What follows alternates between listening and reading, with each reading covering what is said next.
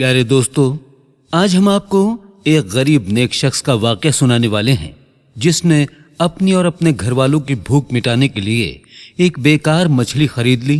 जब घर जाकर उस मछली को काटा तो मछली के अंदर से कुछ ऐसा निकला जिसको देखकर आप भी हैरान रह जाएंगे।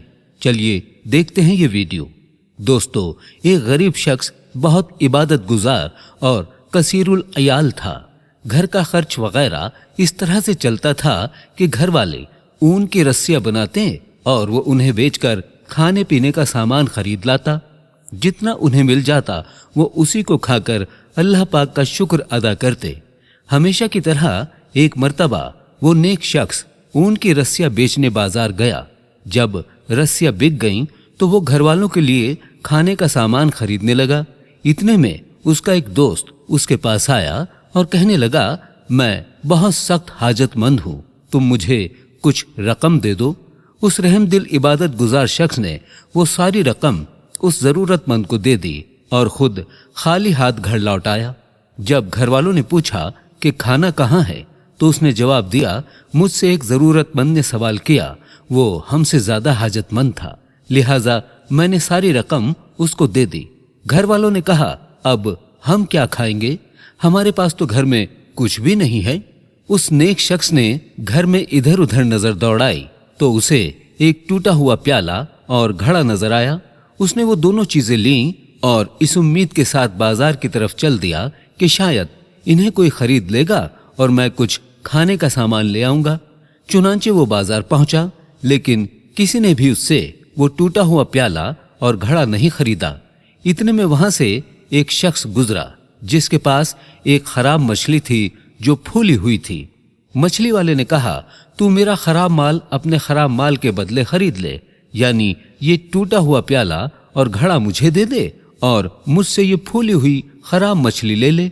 उस आबिद शख्स ने सौदा मंजूर कर लिया और खराब मछली लेकर घर पलट आया और वो मछली घर वालों के हवाले कर दी। जब उन्होंने उस मछली को देखा तो कहने लगे, हम इस बेकार मछली का क्या करें।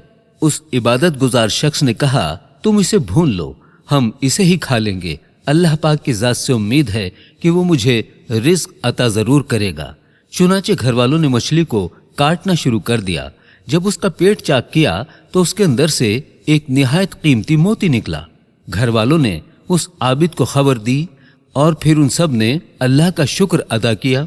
फिर जब सुबह हुई तो वो आबिद शख्स उस मोती को लेकर जौहरी के पास गया और उससे पूछा, इस मोती की कीमत क्या होगी। जब जौहरी ने वो मोती देखा तो उसकी आंखें फटी की फटी रह गईं और वो हैरान होकर कहने लगा, तुम्हारे पास ये मोती कहाँ से आया। उस नेक आदमी ने जवाब दिया, हमें अल्लाह पाक ने ये रिज्क अता फरमाया है।